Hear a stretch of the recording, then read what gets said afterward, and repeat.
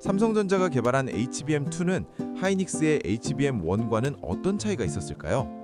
가장 놀라운 차이는 데이터 채널의 수는 HBM1이나 HBM2 모두 1024개로 같지만 채널을 통과하는 데이터의 속도는 HBM1이 1GBps, HBM2가 2.4GBps였습니다.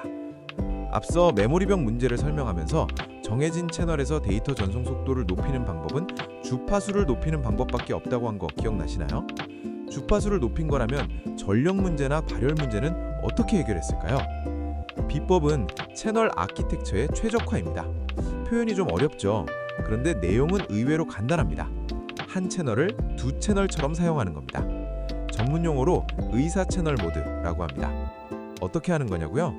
채널 최적화를 차선 최적화 문제로 비유해 설명드릴게요. 기존에는 차선을 상행선과 하행선용으로 동시에 썼다고 생각하시면 됩니다. 그럼 상행선 가는 동안은 하행선은 막아둬야겠죠? 반대로도 마찬가지고요.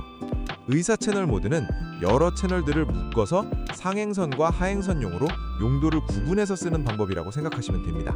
그럼 상행선 쓴다고 하행선을 막을 필요가 없잖아요. 실제 방식은 이래요.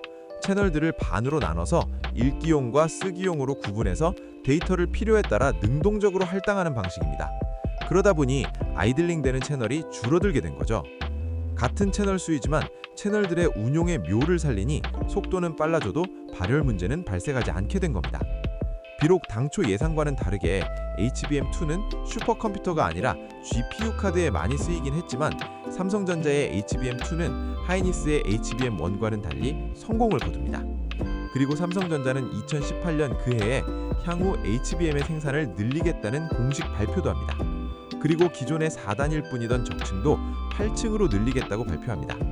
이렇게 되면 HBM의 단일 패키지 용량이 8GB나 16GB까지 늘어나 고성능 서버나 워크스테이션급의 대용량 데이터 처리도 가능해집니다.